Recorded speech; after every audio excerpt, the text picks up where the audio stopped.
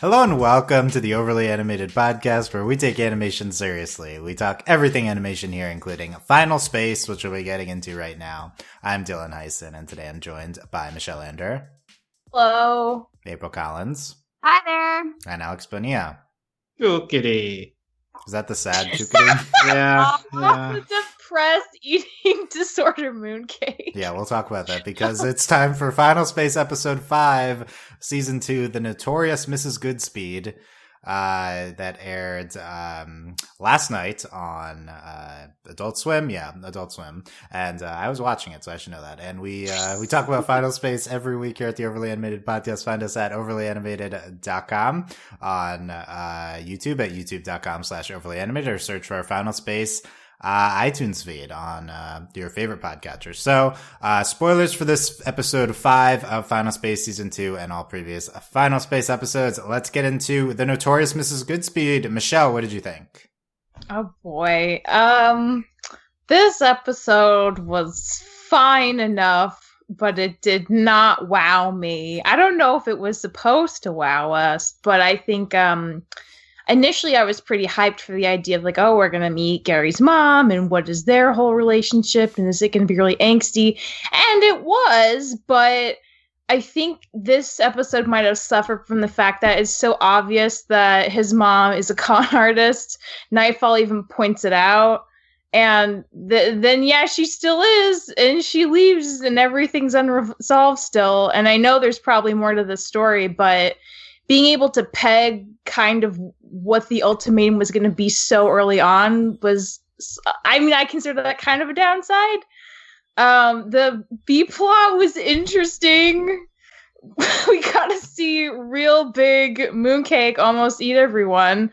That was not a thing I ever thought he would do. I guess there's more layers to Mooncake, and some of them are kind of volatile. So that's something. But again, I don't know. Kevin was also barely in this one, so I'm going to have to rate it lower for that alone.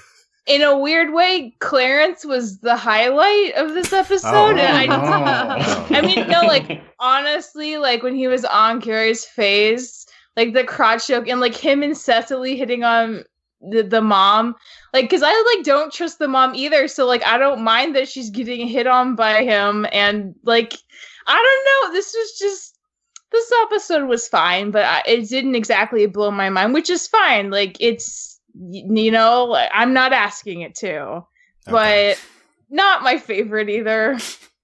Okay, yeah, I was going to point out the lack of Kevin as a potential absolutely down point for Michelle. Perhaps, maybe the least Kevin-heavy episode of the show. Yeah, I think it is the least Kevin-heavy. Yeah, I think he's like one moment I can remember. We'll talk about it, though, because all Kevin moments are important. Yes. Yeah, okay. April, what did you think of this episode?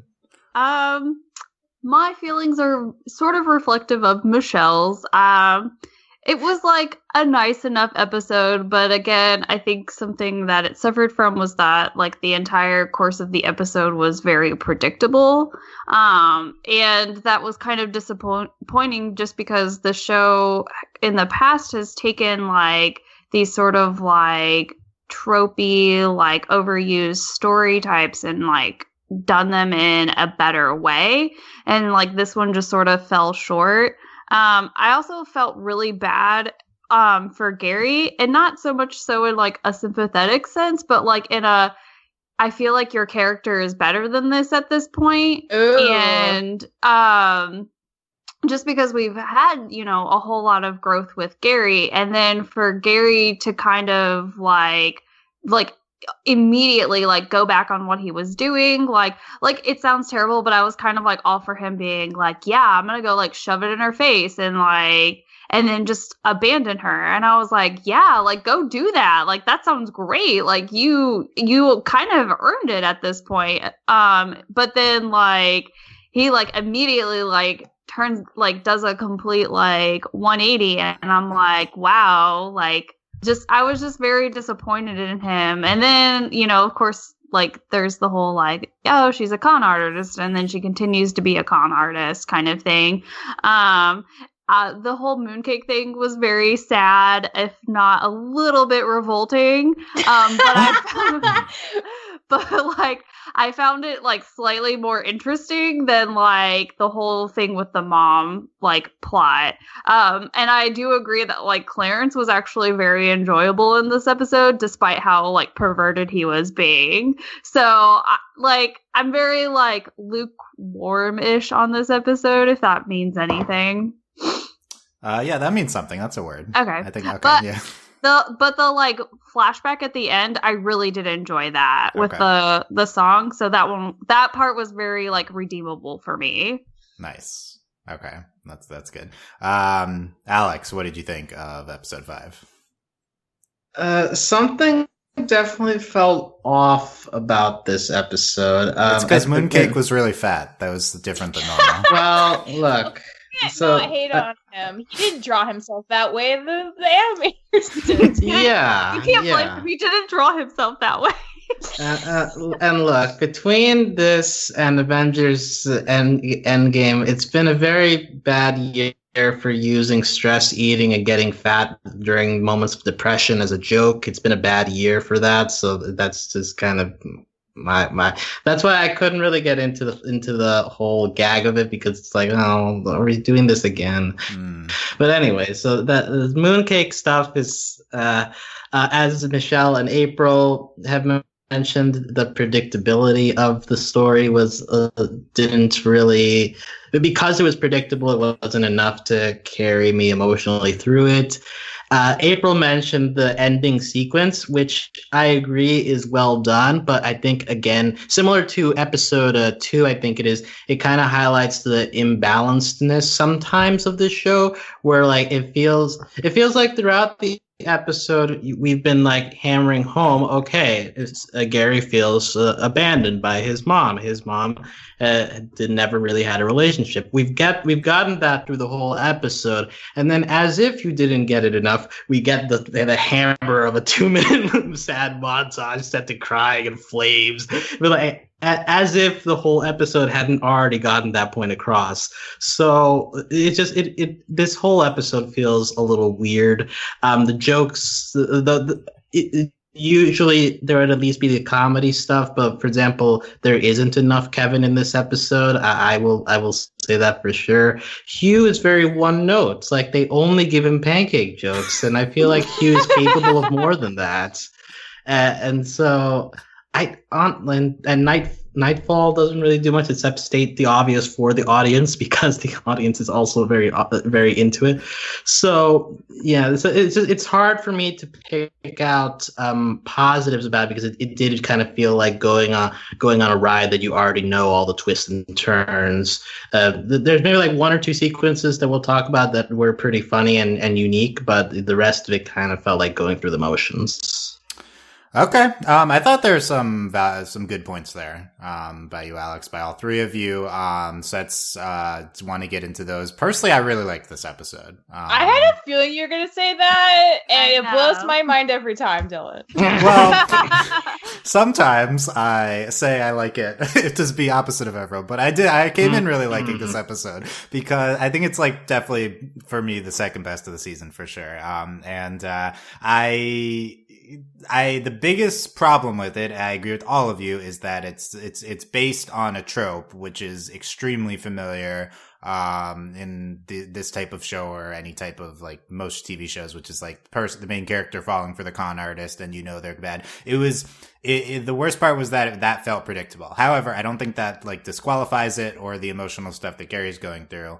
And I think it was pretty well done. I think it's a good point Alex had, in that we already went through the emotional things. We didn't necessarily, the montage at the end wasn't necessarily anything new, but I still really loved it. I thought it was incredibly well done. I loved that moment. And then, the B plot, honestly, I just loved it. I love Fat Mooncake. And, after Alex brought up Fat Thor, I feel really guilty about this now, because I also loved Fat Thor in Avengers Endgame, and I acknowledge like people in pain eating their feelings. I acknowledge the like big problematicness of it.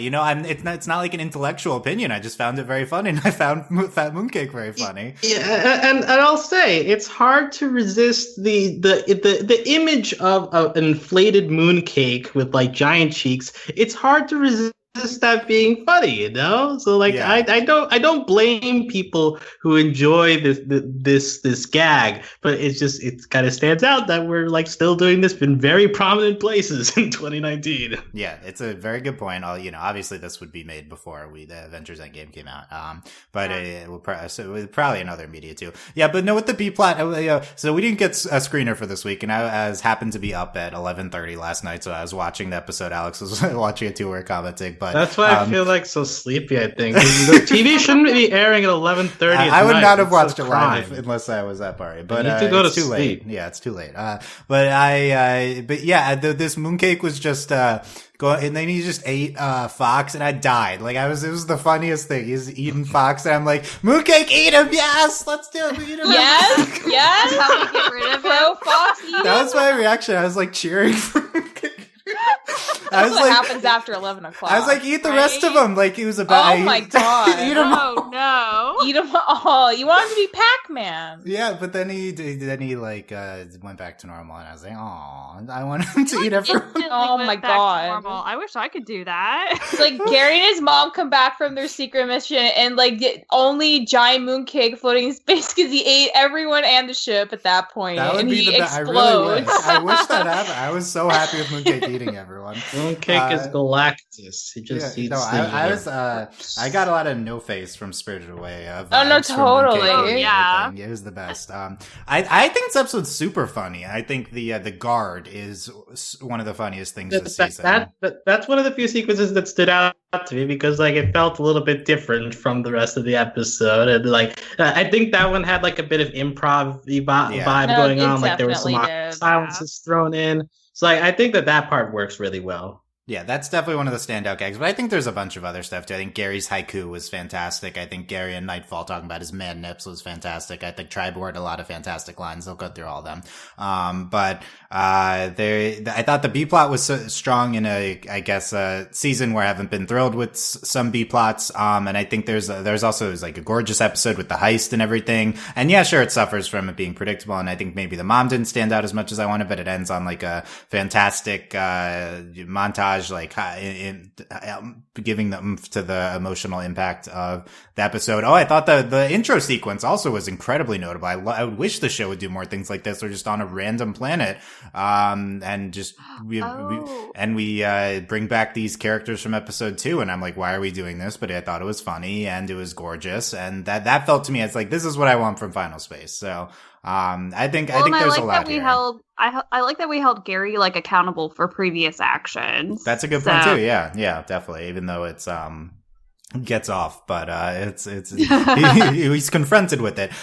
Interesting that Michelle and April liked Clarence. I thought he was like way the weakest part of the episode. I did not like Clarence this episode. But Clarence was super fun. Yeah, okay, I enjoyed him hitting on the mom. Like, part of it's because like me and April also like really don't like Gary, so the fact that Gary was in constant discomfort with this situation adds to why it's so fun to watch play out. Okay, I could see finding humor in Gary. I mean, I don't think any of us are particularly big fans of Gary, but I could see relishing in Gary's discomfort. I like that, but where's the money compass? I don't want the crotch shot. I want the money compass. I miss it. I miss it too. Hopefully, it comes back next episode. Sorely. But what if it's supposed to be implied that his crotch is the money compass? That's what I was thinking during the episode. I was waiting for them to point it out. Yeah, the crotch shot is the money compass in there? That's what I was thinking. Okay, so I don't think it was like triangular enough, and like it was in his face. It was like the money shot, Yeah. Oh, interesting. Okay, I want to talk about Gary's mom because we meet her in this episode, and we get kind of her backstory and falling apart when Gary's dad dies and her becoming this notorious criminal. Very charismatic. Everyone except Nightfall's kind of buying into her. Any thoughts on Gary's mom, Michelle? Well, I think April brought up a really good point that I hadn't quite considered. But yeah, so Gary starts off being like, I don't care about my mom. I just want to like go to her jail cell to tell her off before she dies because she abandoned me, and I have a lot of conflicted feelings about that, which totally makes sense. And he gets there and he just does a 180, as April said, and all he wants is her approval and to hang out with her. I mean, I can see how some people might reasonably react that way, but I think that's a pretty missed opportunity. And again, that plays back to what April was saying about Gary's kind of better than this at this point. He's handled other things better. So for him to kind of revert to just like trying to be a mama's boy, basically, when you'd think he would still be really better, that seems kind of unbelievable. And I think it would have been a lot more interesting to go from the other side of like, I am really upset. We should talk about what happened, and to have more of a heart to heart and have it not work out. Like, they don't need to be friends, but I mean, this way, like, we knew he was going to get burned at the end, and it ended up just being really predictable. So I feel like it would have been nice to have seen the reverse of the situation happen, because that would have been more engaging, at least to me personally.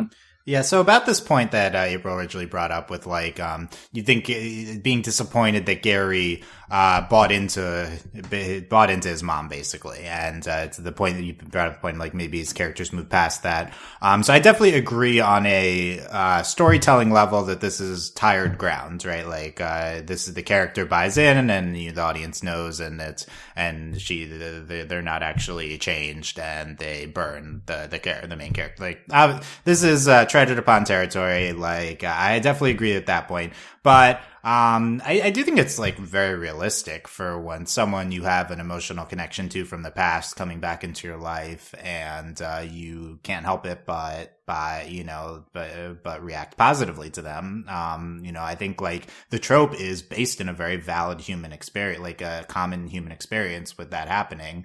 It's like, yeah, Gary's been through a lot. He hasn't been through that much. It's only five episodes in the season 2, but he's changed. He has changed, and he's in the process of changing even more. But his mom comes back into his life. I still, I think this is an extremely realistic way he'd react to that.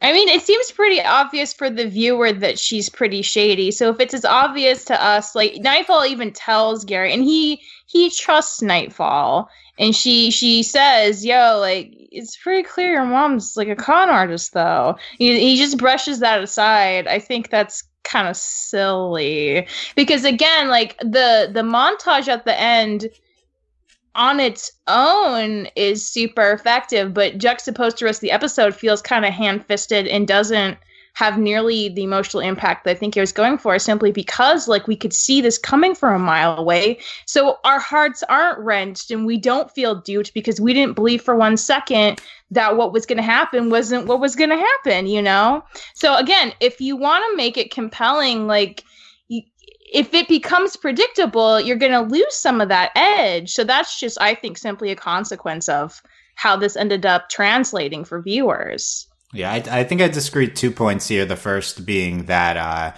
Gary trusts Nightfall, but again, it's like, it's his mom. Like, that's the important part, is it's a connection he has from the past. It's a very personal thing for him. So I do think that it's not like a super logical way Gary can look at this. I think that's what we're going for here. It's like, Gary's lost his dad and hasn't seen his mom in forever, and all the trauma he went through at the end of the season 1, even just normal person, their parent coming back into their life. That's like such a huge emotional thing. So I do think he's reacting emotionally to that, and like to me that's it. I definitely understand that reaction. I feel like it's a realistic reaction.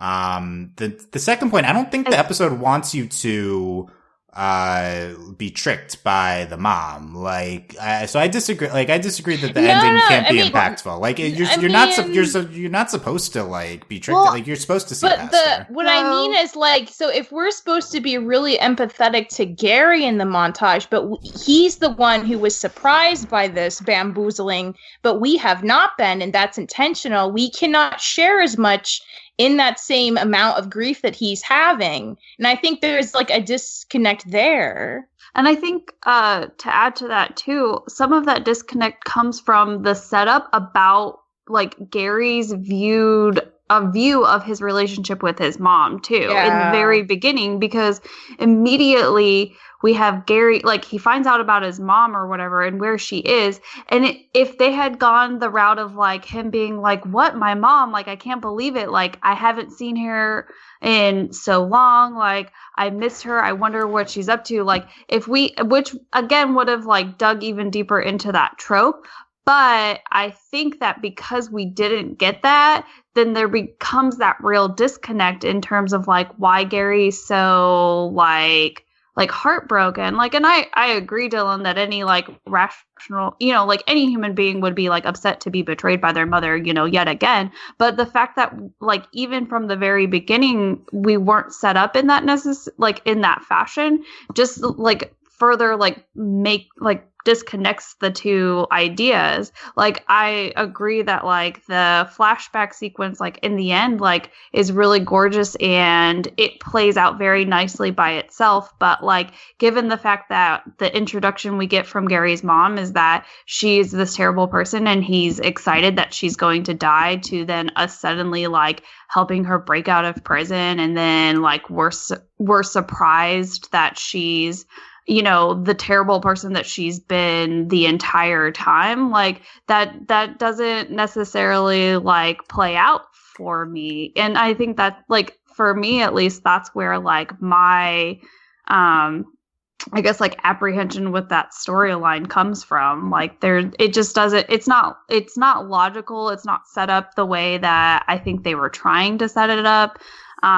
So that's just where it falls short for me, at least. I don't know if I make any sense in that, but. So I think you make sense. I think you and Michelle are bringing up similar points in it being a big thing for you that it was not a surprise that the mom was not a good person. So I definitely believe that the intention of the episode is not to trick the audience. And I think that this is an interesting thing for the show to do. So I think it's a big thing to talk about here. Like normally, the way this trope is executed with this person coming back into life and then ends up being bad is like maybe the audience is tricked along with the main character. This episode has no intentions of doing that. I pretty strongly believe that, having watched it, that they do set her up as a bad person in the beginning, and this is an intentional thing because they're not, they're framing the mom in a bad light the entire time, basically. Like, we're watching Gary, he's tricked, we're not tricked, and then at the end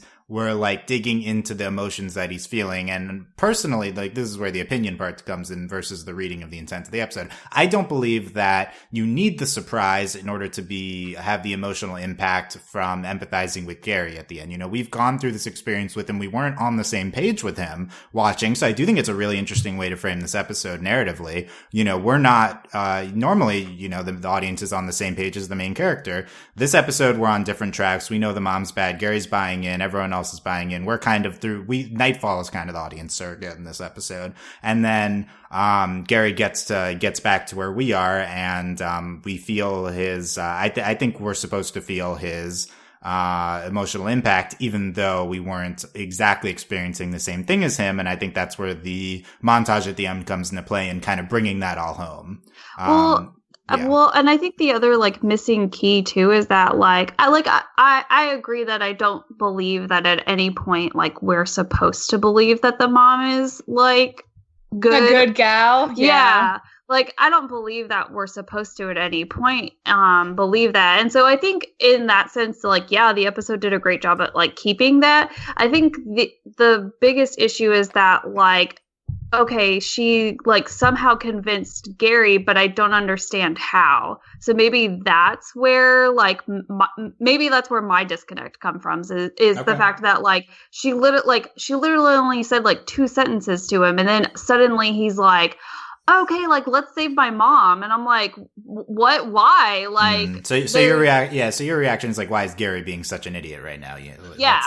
Which I guess like is an expansion of like my initial, reaction of being like, I feel bad for Gary because I, up until this point have led to believe that like he is a better character than this.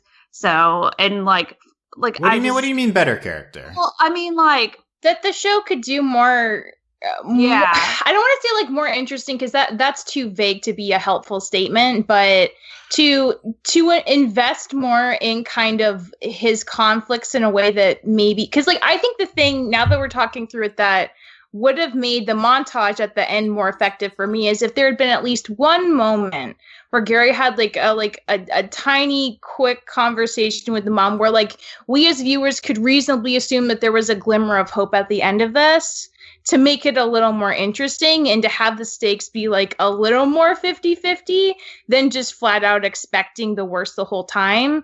Because I think that's the difference between having an ending montage that feels like you're going through that with him and it feels very effective, to one that you can kind of, you know, shallowly understand, like, oh yeah, he's sad and that's too bad, but we knew she was bad. Like, I think it's the amount of effectiveness you want to get from those emotional beats that then you need to set that up earlier to get that payoff. If they didn't intend a big payoff, then I think they did fine.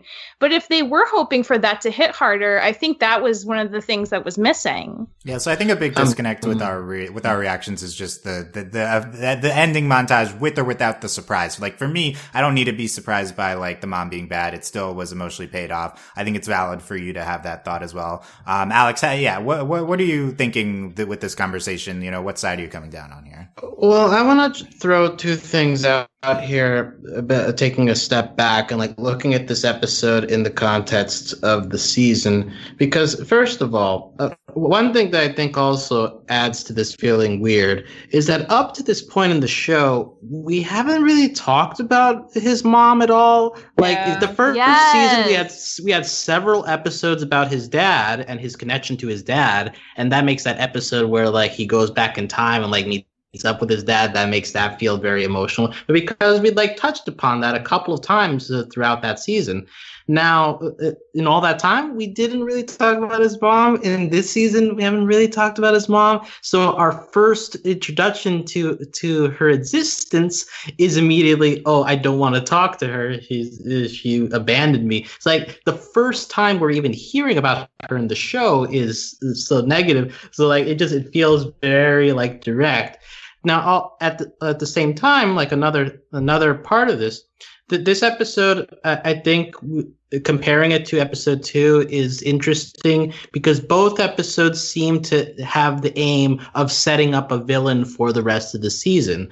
And in the episode 2, we also talked about how at the very end, when the guy takes off his mask and like reveals like why he has a grudge with Gary, and like that part feels kind of out of nowhere.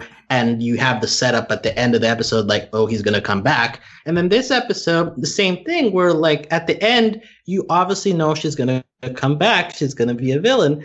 So in both situations, it feels like the episode is made to set up a villain to have a more emotional combat later in the season. But the problem with that is that if the introduction episode kind of feels like a means to an end rather than feeling like getting all that in the moment, it's more like, okay, this is going to pay off when they have their next confrontation. But like as we're in the middle of the season, that feels weird. So like I just think that this season is in lack of Lord Commander, because that's a big thing, right? Season 1 had a singular villain, Lord Commander. Season 2 has kind of struggled because we have the overarching thing of the Titans, and now we have to set up these like smaller villains along the way. But because we're doing that, we're kind of like it's a bit of a bumpier ride than like going into episode 1 with Lord Commander right off the bat, just like commanding gravitas, versus like these side people trying to set up a connection with our crew in order to feel to position them as villains. So I think that these things are kind of like symptoms of the speed bumps of a season 2.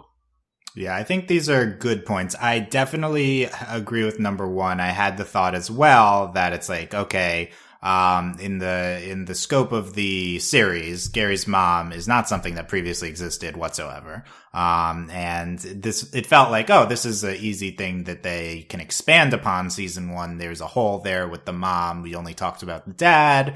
But I wasn't able to watch this episode without thinking, Oh, I hadn't seen or heard about the mom before. She was probably thought of in between seasons, right? Like, even if it's not the case, even if she's part of the series Bible, like, that's the reaction I had as the watching the episode. So I think that's not good, like, to not foreshadow it at all. So I kind of agree with that. I don't think it affected my enjoyment too much, but it does frame it in as already starting off a little negative with this character.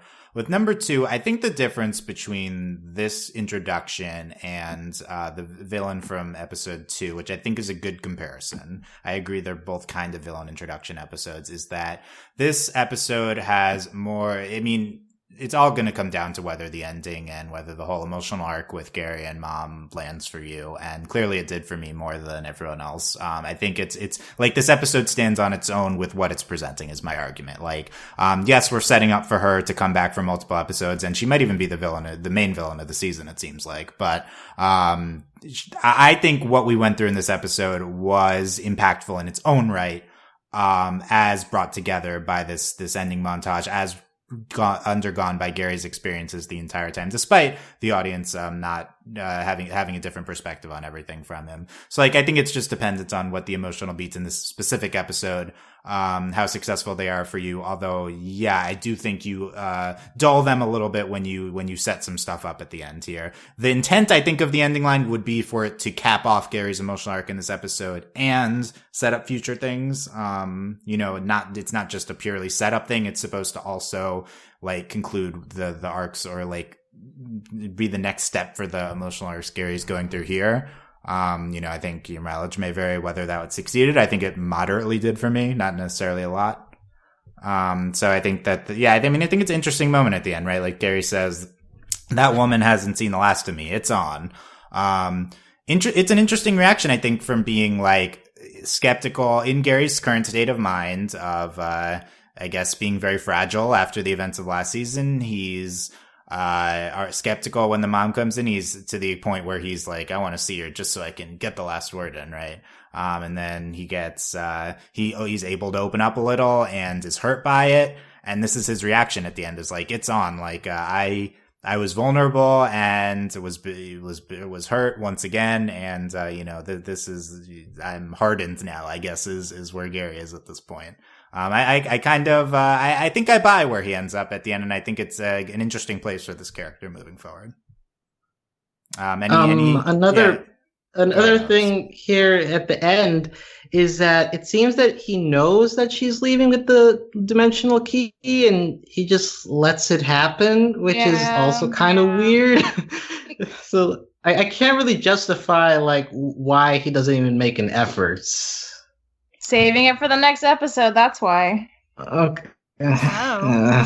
It's an interesting sequence. A lot of things kind of stacking. I also had the reaction, like, why didn't Nightfall get there sooner or something? I don't know if it necessarily comes together. I agree with all those elements, but part of it is Gary is dealing with his emotional stuff and isn't fully coming across the idea she is the emotional key until she leaves at the end, right? I think, like, his delivery is like, she always takes what we want most. So, like, I think he realizes it right as she's leaving would be the intent, or something similar to that. Yeah. It's an interestingly framed scene, though. I think it's fine personally. But yeah, I could see this. I don't know. Any thoughts about Gary's arc heading into the future episodes with his mom, or in general? He's maybe in this more of this hardened mode. Do we think this is something that's going to sustain for him? Like, is he just going to be ready for battle now? Not going to be given nicknames with Little Kato, or are we still going to see that from him? I'm kind of not convinced that this really has an effect until the next mom episode. It could be next episode. Well, I mean, I guess, yeah. But what I'm saying is, like, if the next episode doesn't have his mom, then I don't think we're really going to see much of a difference here. So, like, okay. Yeah. I guess it, like, because what is it? Like, wasn't Olan saying, like, from here on out, this is where, like, things get really heavy? And so, like, I agree that if the next episode doesn't, like, involve the mom in some type of way, then it's not going to change. Yeah, I think Yeah, I think he still had enough genuine relationships with people and stuff that he can still interact in similar ways with this. But I do think this is a big experience for Gary, and I think it's interesting character beats what we're doing here with bringing his mom in, and not necessarily, the mom specifically, right? We all agree it's kind of this tired device of what we're doing with her in the context of this episode. But I think the maybe more interesting thing is the effect she's going to have on Gary's character and what we're doing with Gary this season, which I'm interested to see, because we also commented that it's been a little bit since we had Gary being the focus. We were kind of spreading the focus more. Here we're back to a Gary episode at the center, and potentially the season might be more focused on him moving forward if his mom's the main villain, doing a lot of Gary stuff along with plot stuff. So I think probably a lot of the season's going to depend on how successful this kind of thing is, which is why I think it's worth talking about so much like now. Well, and I think the other thing too is that if the mom ends up being the main villain, then we need to see her more as well. Well, yeah. What did you think of her? Yeah, that was my original question when we started this. Any specific reactions to the mom, April? She was an interesting character. It was really, I guess, kind of hard.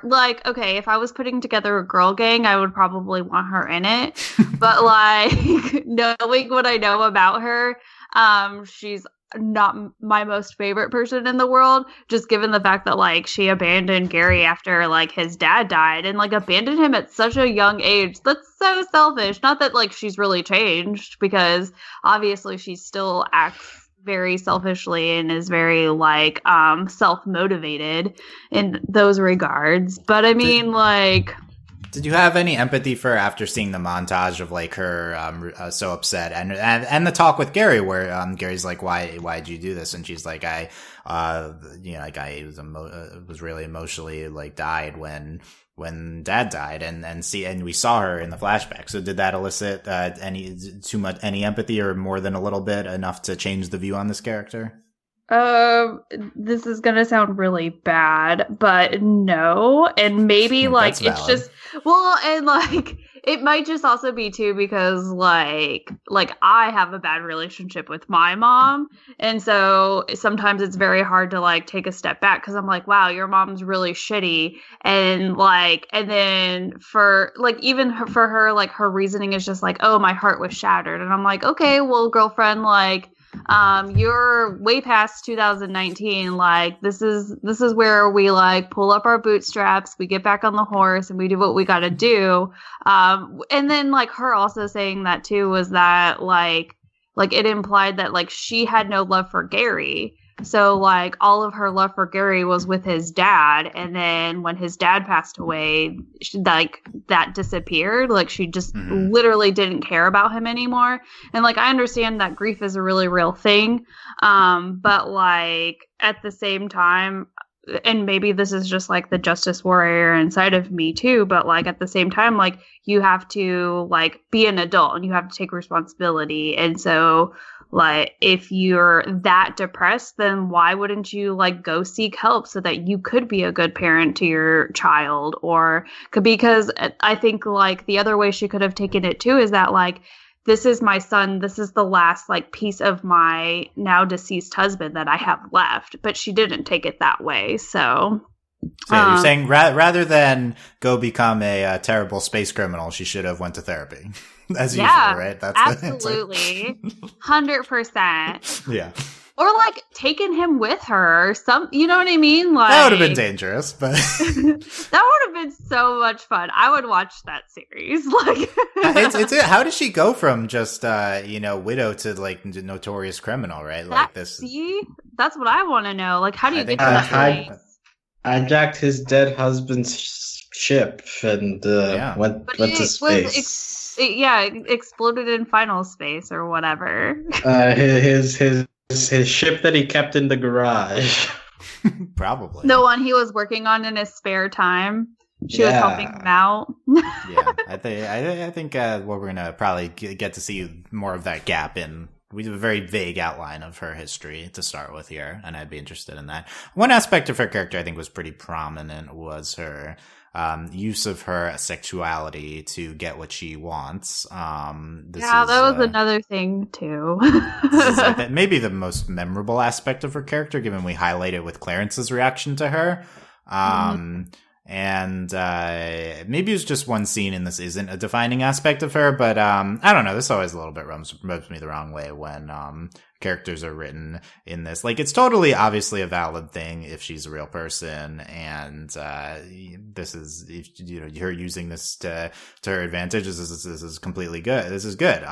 But I think like writing that as a defining aspect of a female character is not a good idea. No, and that's the other like my issue with her as well is like, okay, that's fine if you want to do like a con woman, but like make her smart and make her cunning. But instead, like we fall back on the same sort of like it's basically like a stereotype when it comes to a female and like the con man role is that most of her conning or whatever you want to come from, or her schemes rely on the fact that she is a woman and she uses her sexuality against men. Like, I mean, it may be like, and I'll admit like the Clarence stuff was funny, but like but like that's different because this is just like who her character is and this is how she's being defined to us for the first time.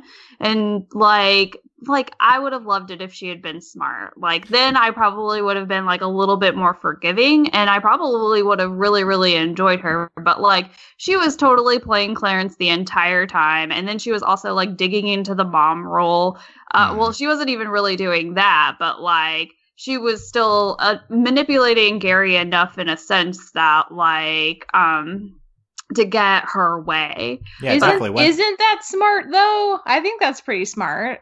I would have rather it had not like relied upon like the whole sexuality part of it. And like the fact that like she's purposely telling a story about like her clothes like being destroyed. It was by mostly acid. just that. It was mostly that scene, but yeah, it was pretty prominent in the episode. That's the cool story we get for criminal. Right?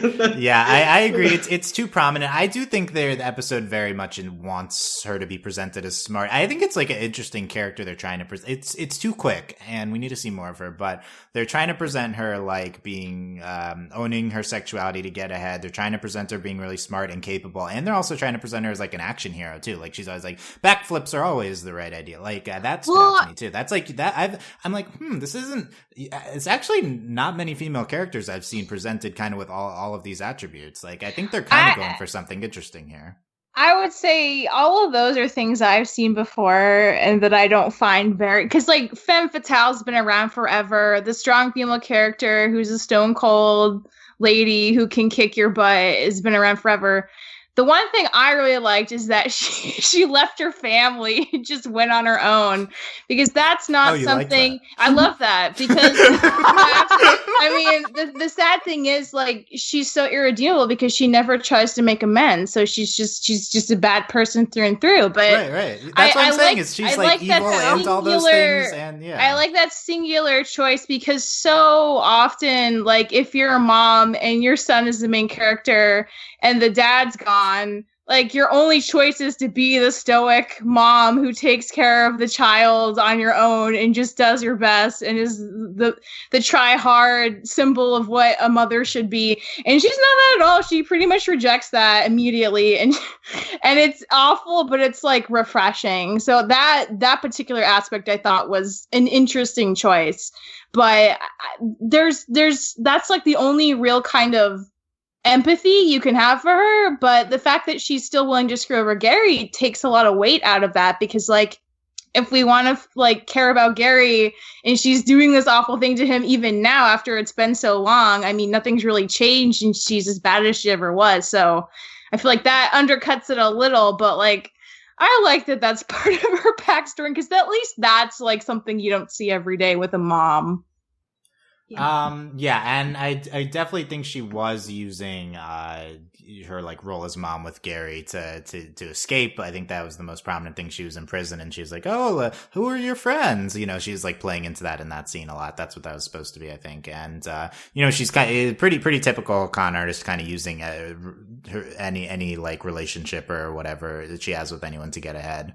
I agree that it's like, just unabashedly kind of, evil presentation, although I do think we're supposed to understand the trauma in her past at the end. And I feel like the action hero aspect is different than normal femme fatale presentations, but I don't know how much I can dig into that. I mean, it is from femme fatale, but it isn't from like the next gen wave, like the Hunger Games wave of like you just have to be super badass and that's most of your personality. I mean, Katniss does it better than most, but like there's this idea sometimes that people have like, okay, so instead of making her the damsel, I'll just make her entire personality that she's strong and capable, but that's not personality either. So like it's a combination of several tropes, but I don't think the combination necessarily makes it more interesting. It just feels familiar.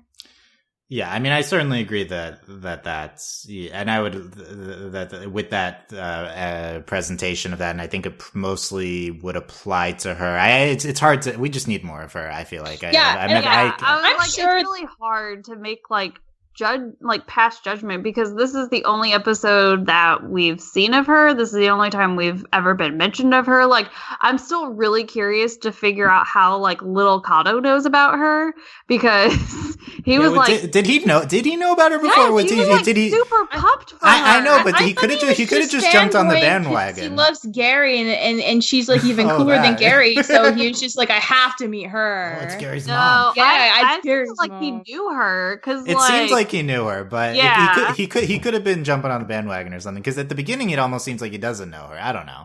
I don't know. I like it's really hard to pass judgment because sorry, I got myself off track.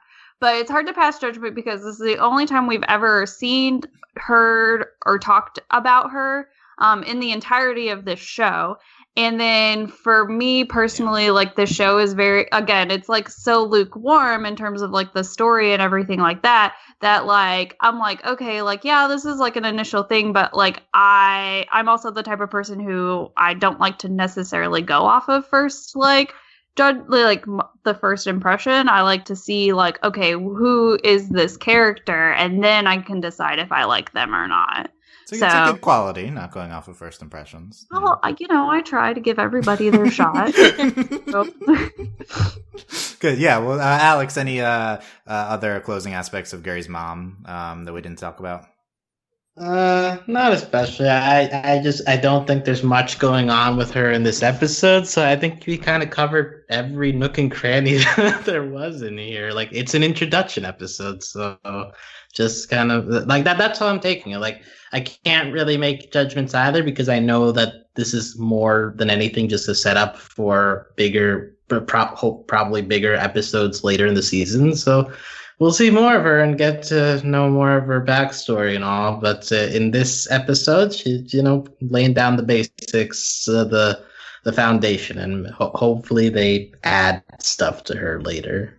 Yeah, well, we'll see with her character to come. I think that at the very least we're interested to see what we're doing. I think there's she's got an Australian voicing. Yeah, where did that accent come from? Why doesn't Gary sound Australian? That would make. I mean, no offense to Olin Rogers. He's done a better voice acting this season, but he could be Australian. That would have been cool, right? I think even if your parents have accents, if you're born in the U.S. I know. But I feel like some of it would have like rubbed off, Yeah, I want to see Gary break out that accent occasionally. Yeah, well, that would be good. But also he kind of didn't grow up with his mom, so that's probably why he doesn't have the accent. Yeah, that's true. She leaves. Yeah, that's a good point. She left him, so right. It all makes sense now. I understand. Also, how about Olin's performance as Fat Mooncake? I feel like that's the performance of the year. I mean, come on. Oh, poor sweet Fat Mooncake. It's mostly a visual thing, but I don't know. I feel like there's some voice. Well, there's a moment where like they're like cuddling together, and he's like at his largest, and he goes nope, and like eats the spatula from Hugh's hand. Like that was kind of cute, like the little nope sounds that he makes. Terrifying. They were next. Let's talk about this people. We've not talked about a lot of things in this episode, so I'm going to rush through everything now. But the people, mooncakes. Hugh's making pancakes. Mooncake's eating everything. Fox, rare Fox, actually doing things and talking in this episode. He's Fox was a character. Sweet baby angel. He's still just really nice person. His feelings. I love his delivery though. I think that's and then we get sad mooncake, which was the best. Like the sad but the best. I appreciate that they did a intervention for him, and they lured him there with more pancakes. He's like, Fox says we need folding chairs for the intervention. Michelle, in an episode without a lot of Kevin, I noticed Kevin had a name tag on during the intervention. What did it say, Kevin? It said, "I am Kevin!" Exclamation point. Oh, he's so excited to be himself. Good for him. That was my favorite visual detail in the episode. Was Kevin's name tag. Have we seen that before? I don't know. I don't think so. Okay. Then Mooncake eats Fox, which, like I said in the beginning, I was loving it, and then he eventually vomits out everything. There you go. That's it. Hugh messed up like a really good dad joke about pancakes. Yes. Oh, he did. He dropped it, which is really funny because like Hugh's been on. Well, Hugh's been on point with his dad jokes this season. So never mind. Yeah. But so what was it? He's above that with his humor. Hugh. Apparently. No, not really. Wow, the biggest Hugh stan is trashing. Wait, are you saying dad jokes are bad? They're not bad. Oh, dad jokes are great. Yeah, like you're saying as if it's disparaging. Like that's just a style of humor that Hugh is good at. Okay. Now I will say I'm a little disappointed that nobody really appreciated his pancakes. Like everybody thought they were disgusting. Mooncake was his biggest customer, right? Mooncake appreciated except he wasn't even digesting them. Like is he capable of digestion? We're talking about this in Discord. He does poop in a previous episode this season. So is that digestion? Does he actually poop, or does he just create those? Yeah, I think he's maybe just creating. Yeah, he's just like expelling some. I don't know. It doesn't seem like he can digest things. Does he? But that doesn't mean he doesn't appreciate them. Tribor doesn't appreciate them, Alex. He says they have a very displeasing mouthfeel. Yeah, no, yes. Oh, that's mean. I really appreciated Tribor's line about being hatched, and so he doesn't get the whole mom-son thing. Yes.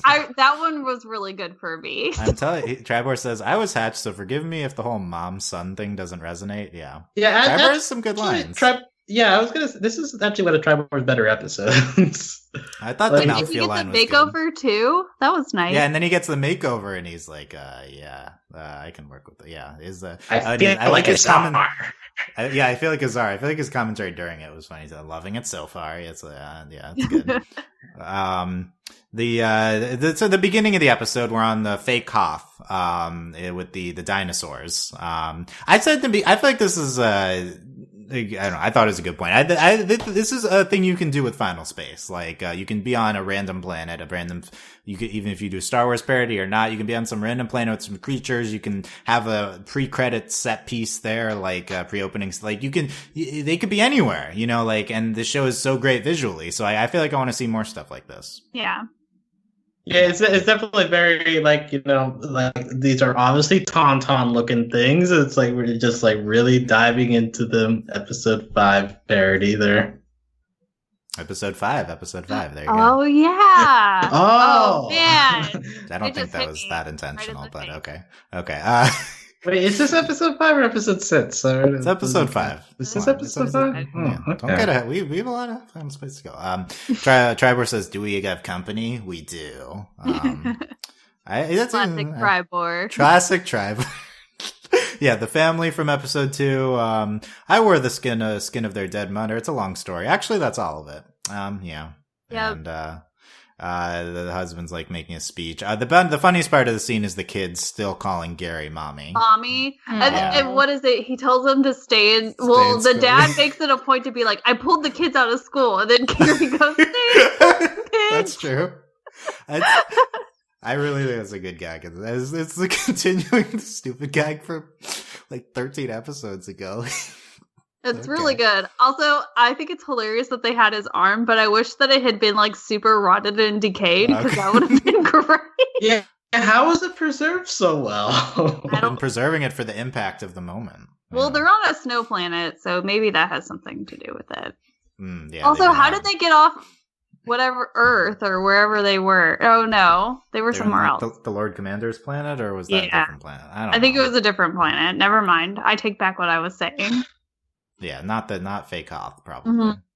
Yeah. Okay, we got we're on here's the planet. We're on Sorbo for the execution that doesn't happen. And then we get this scene with the guard.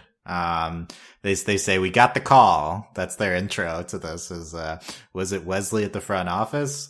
Hey, Wes is my brother. You can't agree to me calling him a prick. Oh yeah, because they were just like, yeah, Wesley sucks. Yeah. This scene's a great like parody / just playing into the normal like pretending to the infiltrating by pretending to like know what's going on type thing. There's a saber bat infestation, and Carlos was dying. They're extremely patient killers, and if they're still killing Carlos, tell them I say hey. Tell them I say hey, yeah. And then later, hey, like anything of Carlos left. Anything left of Carlos? Yeah, he's still dying. Ha, that's Carlos, right? That was pretty good. I love everything with this guard. Yeah, let's bring Carlos back too. We like Carlos, right? He dies slowly. I love Gary's essay. Gary wrote a deep essay because it was betrayal by his mom. He distilled it into a haiku. This is his haiku. Painfully my heart, painfully burns painfully, it burns painfully. That's his haiku. That's about as good as the poetry of Soren from Dragon Prince. Wow, how dare you? Oh, no. It's a deep pull. I didn't even remember that. It's better than anything I could have written, so I'm just going to leave it at that. I like that gag though. And then, what else? The escape with the mom. Can we talk about Clarence's horniness? If we must. Yeah. So look, Clarence wants one of his lines is talking about wanting to get with his mom after she's executed. It's like, what do they do with your body after the execution? Yeah, did not like that. So Clarence is a necrophiliac. We know that. Later, he has this eye thing that allows him to teleport. Because I can get up in your mom's fortress, if you know what I'm saying. That was the best. That was the best of them. Okay, that was the maybe yeah. And then at the very, very end, when she's leaving, he shows up in this fur jacket and Speedo. And he's all dressed up sexy. He's like, oh, I shaved for nothing. Which leads me to wonder, like, what is the pubic hair situation with Clarence? That, like, how long had he gone without shaving? Like, do you think he's the kind who, like, womanizes and, like, keeps up with that? Or is it like this is the first lady in a while that he's had the hots for? It's like, oh, okay, I need to be prepared for this. So I was just thinking about Clarence's sexual life because the episode was so off the wall for me that like that's something that actually I was thinking about. So thanks, Final Space. I never of a million years have had those thoughts, Alex. What's your thoughts on man escaping villain? I didn't even know he said shaved. I didn't even know until you said that. I didn't catch that. I thought it was great. I thought he said share or no, something. He said I shaved for nothing, and I was like, I feel you.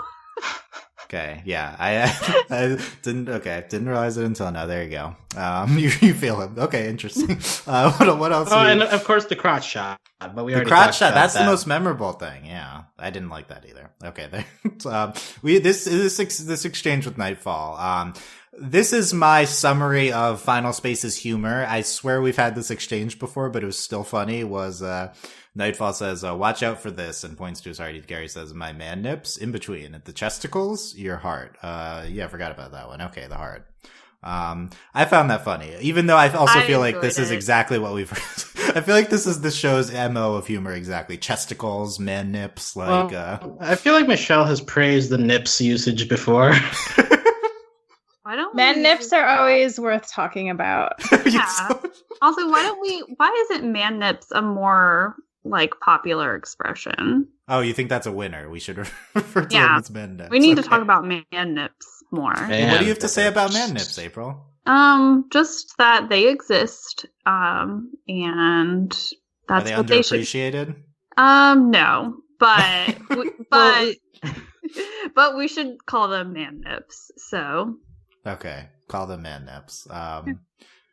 There you go. The whole robbery sequence, we haven't talked, the heist, talk much about that. Yeah, we had the eye of fur from Clarence. Gary's mom says he was born during the rinse cycle of a hover car wash. And Gary says that would explain a lot, actually. How does that explain anything? Yeah, what does that, what exactly does that mean? That like, it doesn't mean anything specific. Like, was he like glorified in car washes? Or was he conceived in a car wash? He was born in the car wash. Okay, so his mom was in the car while it was being washed. Well, it was during the rinse cycle. Was it's just a stupid joke, driving, okay? Or was his dad driving? Was his dad even there? The car wash is like you have the car neutral, right? It's like no one's actually driving per se. But like, why is it like he was about to give birth and you go into the car wash anyway? That's the joke. Yes, that's the joke. Like my car must be clean before I go to hospital. I also feel like can't have this baby. The car's not clean yet. Like, the ultimate point of the joke is Gary's an idiot. So this is like. But how? That's my takeaway. Gary's an idiot. Okay, that's the. I'd love it if. Well, like I just heard rinse cycle. I didn't hear the car wash part at first. I'd love it if it was like he was born during the rinse cycle of a washing machine. Like the mom was just like spinning and tumbling while she was giving birth. Like that would be a bit more of an explanatory thing. We'd still have to dive into that, but you were diving in more than there's depth behind this, but it's okay. I also like during the heist, Gary's squeezy walls, of course. They're the walls that are closing in. I think it's like classic Final Space type humor too, commenting on the device and squeezy walls. We got this worm, this Zaron slug. There you go, and that was attacking them. And other than that, we've hit on most things. We at the end, she takes the dimensional key, so those are still a thing. And yeah, the sequence, the flashbacks were in black and white. That's an aspect we haven't talked about. Black and white flashbacks, which I thought was a really interesting creative decision.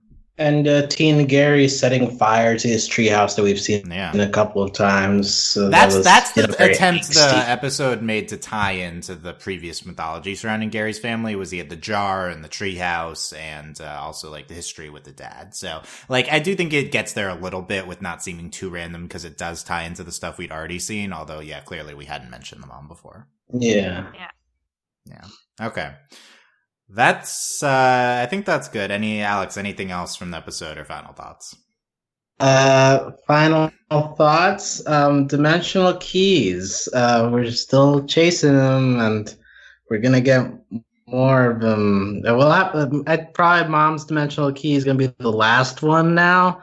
Then I guess. Is that the count? Do you have the count on the final the dimensional key? Yeah. How many do we have? We have one? Do we have one? We started with one, and then we got another in the... two, right, because on the dragon planet. Yeah, so this is the third one. Yeah, but it got away. So we're going to go find the other two dimensional keys, and then this mom key will be the last one, and there'll be a showdown, and then Bolo will eat him, and then Mooncake Remember we think Bolo's evil, though. Yeah. Oh, yeah. I definitely think Bolo's evil. I was talking about it with someone else earlier who listens to the podcast, someone that I work with, and I told him, I was like, Bolo's definitely evil. Like, there's no way he's good. And they were like, what? I can't believe you would say that. And I was like, if they listen to the podcast, they should have heard our Bolo's evil discussion. Well, they did. I had to remind them. It's fine. Okay. So, hope you're listening. It's been like 4 episodes, so it's fair. Right? It doesn't matter. Bolo's evil. None of this matters. Bolo's going to turn on them. Yeah. Yep. Right. April, final thoughts on the episode. Hopefully we didn't waste an episode talking about a character we never see again. Oh, she'll be back. Yeah, I think she'll be back too. Yeah. But I'm still excited. So, and again, like, this episode wasn't bad. It's just that it was lukewarm for me. So okay, Michelle, final thoughts. Hopefully more Kevin. I'm hoping the mom stuff we get to right away, so that we can get whatever closure or non-closure Gary is gravitating towards at this point. But who knows with this show? It might be like 2 episodes away. It might be 3 episodes away. But I'd like to see it sooner rather than later. Yeah, I think I agree with that we should get... I mean, I think that we might not be doing that based on Olin's latest Reddit post. It's like the next 2 episodes might seem like filler, but they're not filler once you get to 3 episodes from now. So we'll see what that means. But yeah, more I think setup episodes. Hooray! Addressed sooner than later. He's also like called it ultimately a setup season for cooler stuff to come. Hey, dear. This season's great. You know, it's not a setup season. So no, I feel like that's discounting it. I don't know. So I love the running commentary while it's airing. It never experienced this with any other show. But like, what content of the episodes, the ranking during the season, it's great. I have a final thought. The music during the month. I mean, yes. I always compliment the music, but Shelby Mary does a very good job of like haunting, creepy music, and the music used during the montage is very good. And I would like to listen to the full version of that. So good job as always with the musical selections here. Definitely, I love that song by Shelby Mary. Through the Atmosphere, potentially, or they repeat that phrase a few times. Maybe that's what it's called. Yeah, I just I don't know. I think there's valid complaints about that montage, but I was just really enamored with how it was executed production wise, at the very least. I think the show continues to wow with its production values. For sure. So, yeah. Yep, that's it for the Notorious Mrs. Goodspeed. Let us know what you thought of this episode. What side did you come down on here? Is this going to be a notorious episode? I think people would complain about our discourse on the episode. We haven't gotten as many Final Space comments though. So comment on the youtube.com/overlyanimated. I'd say even if it's negative comment, I don't know that's a compliment. I'd rather comments at least, but also don't like the negative comments. It's okay. Subscribe there on iTunes, Final Space on iTunes or your podcast app, and consider supporting us via Patreon at patreon.com/overlyanimated. Thanks to all our patrons, especially our patron of the podcast, Ryan, aka Brian, and thanks as always to our patron executive producers, Ryan, Steve, Alex, Beatrice, Hugh, and Michael. Also our Discord at overlyanimated.com/discord. So we will be back for next week's Final Space. And we also have a bunch of other stuff going on at Overly Animated, including the Infinity Train premiere, which came out, I think will be of interest to Final Space viewers. The Infinity Train Cartoon Network miniseries, which is going to be airing the first week of August. We're going to cover all of it. Highly recommend that to Final Space fans. I think that's like this similar, I mean, not the humor, but the adulty sci-fi type thing going on. I think people would be into it. They both have round robots that do fun stuff. Michelle. Okay, here's Michelle. Michelle, if you're still here. I'm here.